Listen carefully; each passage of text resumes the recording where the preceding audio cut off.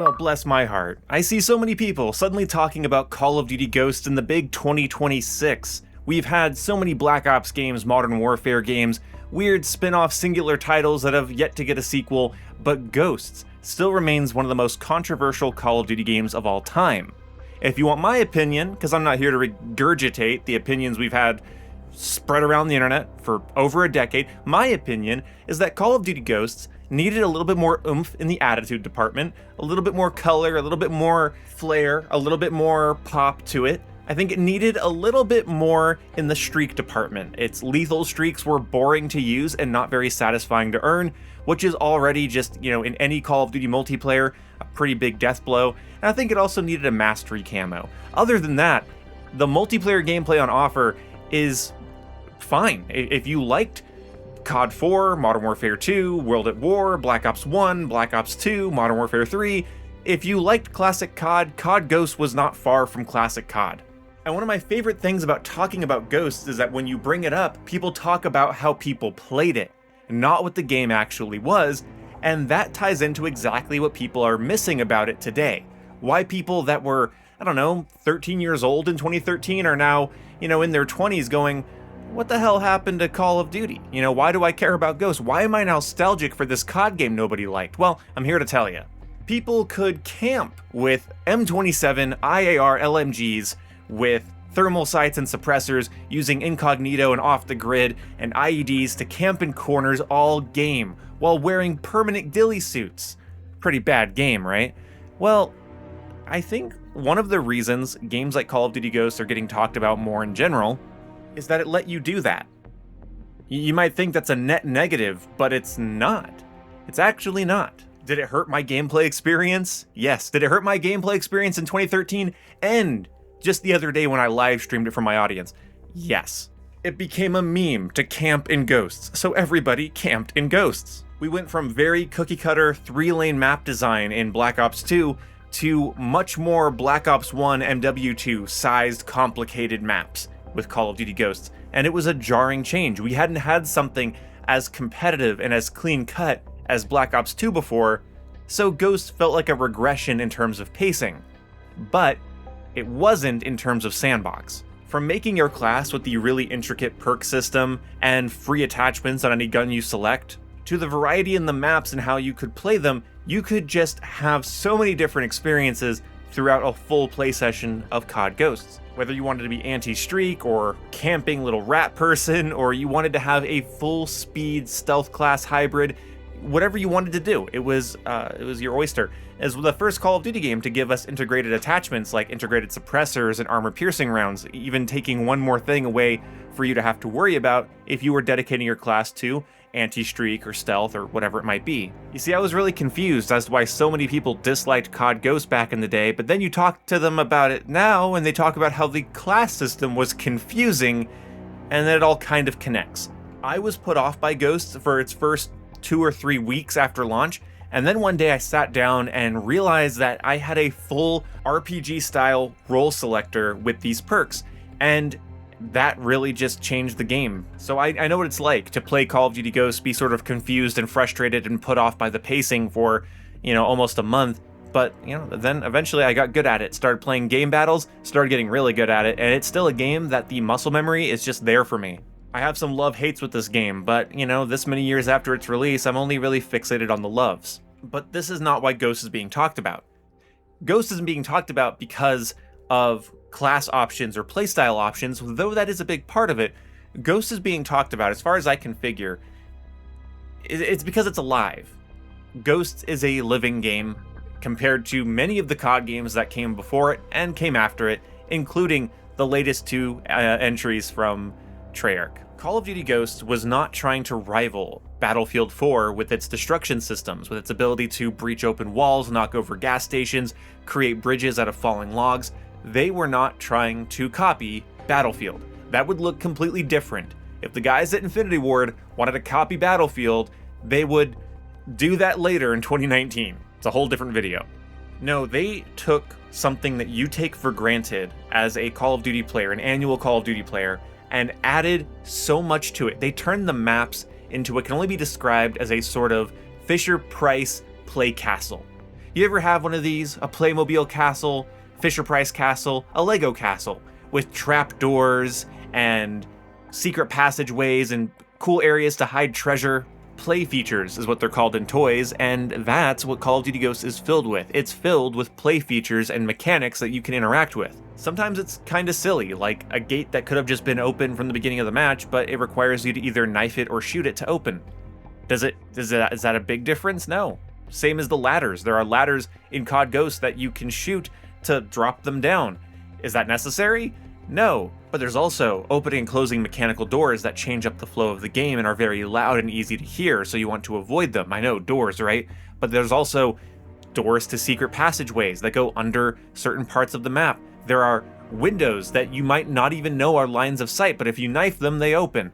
There are little holes in walls that if you don't blow them up, it changes the entire nature of the rooftop you're on, but if you do blow the hole in the roof, if you played Ghost, you know what I'm talking about.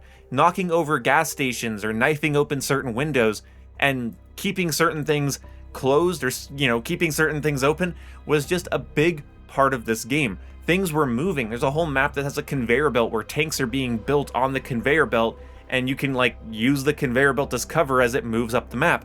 There are maps where you can move little train cars across very small train tracks, but it cuts off a middle line of sight for the middle of a very large map. It's weird to explain, but if you weren't there for it, you don't get it. Some things were honestly pretty pointless, but it was their first attempt at fully interactable maps. Maps that had weather that would roll in, rainstorms that would get more intense, earthquakes that would shake the map and ruin gunfights for everybody. And while these things were maybe sort of frustrating to some people, we never got to see them expounded on. You see, this was the most cynical era of gaming I think I've ever lived through. It's more cynical than what we have today. Nothing was good enough for anything. The next generation of gaming had started, and it started with a pretty flat whimper. Call of Duty allowing you to push trash cans or ride short elevators or whatever just didn't matter to people. They felt like gimmicks on what was ultimately same shit, different hat. But I honestly do feel like gaming was still in some ways in the middle of its infancy. And now we are a little bit more comfortable letting a series be a series, letting a game just be itself, letting Mortal Kombat and Sims and Assassin's Creed and Call of Duty and Gears of War just be itself. And the things that stand out to us that are more egregious are things like when Battlefield betrays our trust by not being itself, when Halo is not being itself. That's when things actually upset people. So we've sort of learned this lesson already, that when something is not itself, when you can't go into Call of Duty and just earn kill streaks and unlock camos and have a good time, when they interrupt that in some way, even if it's as simple as Modern Warfare 2's charging perk system, we don't like it because it makes what we expect from the franchise that we're already invested in because we've played it for years, it takes it and it betrays a part of it. And I'd be willing to argue that Call of Duty Ghosts might have done this the best. It's not like advanced movement, which is something that alienates just hundreds of thousands of players.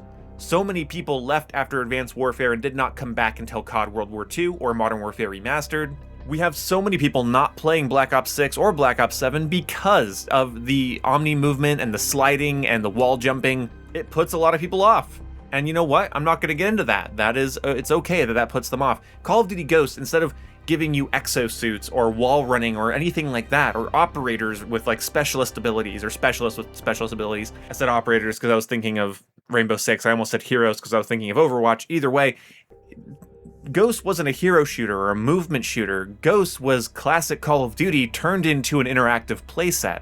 It's a way to be classic while also giving you a little bit more to interact with, a little bit more variety in the match. In Call of Duty, the little things are what counts. Knocking over a gas station, cutting off a line of sight to something, having rain kick up and be a little bit louder and a little bit harder to see through at a distance, that is just a little bit of flavor that changes the game drastically.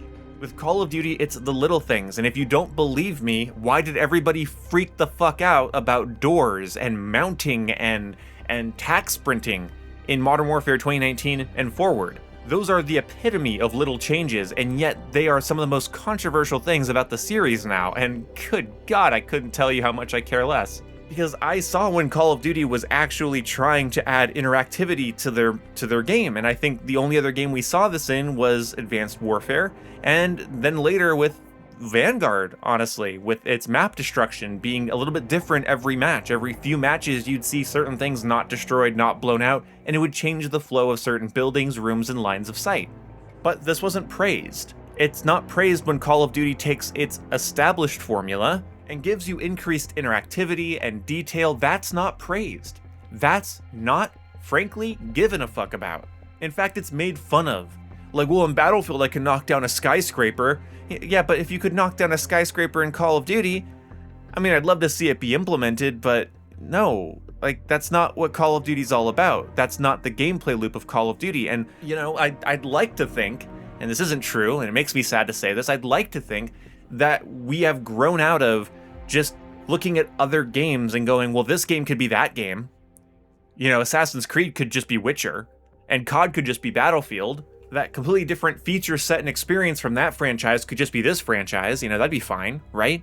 But you didn't praise what little there was in Ghosts back in the day. People didn't, YouTubers didn't, content creators didn't, pro players didn't appreciate the little things in Ghosts. Appreciate that little extra, you know, random map elements and interactability. Basically the concepts we saw before in games like Black Ops 1 and 2 really just expounded upon and upgraded and, you know, dialed up to 11.